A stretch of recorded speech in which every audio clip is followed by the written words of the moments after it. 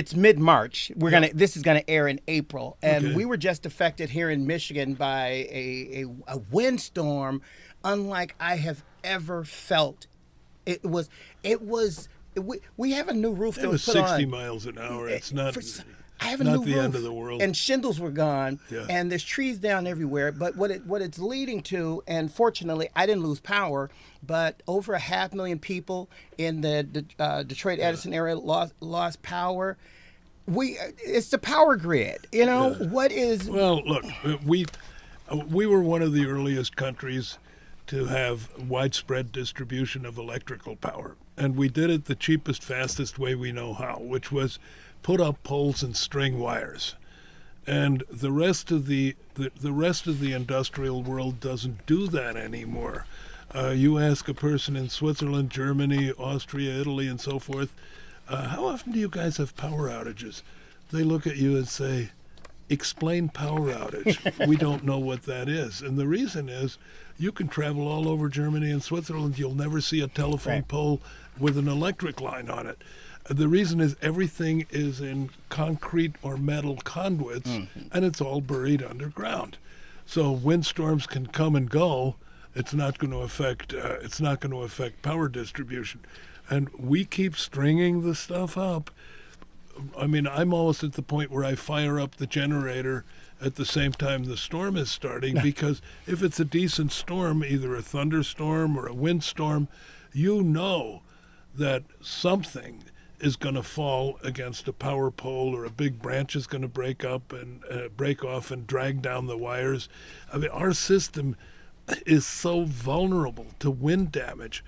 And you'd say, well, so what? Okay, so we have the inconvenience of the occasional power outage, but on the other hand, if they're above ground, they're so easy to fix, because we can see where the break is. That's like the British used to put the plumbing on the outside of the house. You say, well, doesn't it freeze in the winter? I said, yeah, but we like it on the outside because it's so easy to fix. So, needless to say, they don't do that anymore. But it is shocking that the United States, which holds itself out to be, a high technology, advanced country, we're absolutely third world when it comes to the way we distribute electrical energy. And you say, well, okay, but what does it matter? Well, it matters a lot. There is economic activity which is not being created in significant parts of the economy. Now, the big companies all have standby generators and so forth, but many restaurants in Detroit were closed for 6 days. What does that do to the revenue and profitability of the restaurants? What does that do to their ability to maintain jobs in the city? And the number of stores, even out in the Ann Arbor area, where there were another close to, I forget the number, but large percentages of the Ann Arbor, Saline, Dexter area were all out for days and days. Luckily, I have a very substantial emergency generator, so I can keep going forever. But it to me, it's shocking. And when President Trump talks about fixing the infrastructure, and I know this would be a large investment, but we bury stuff all the time. I mean, when the cable companies come around and deliver cable to homes, they don't string big cables, they bury it.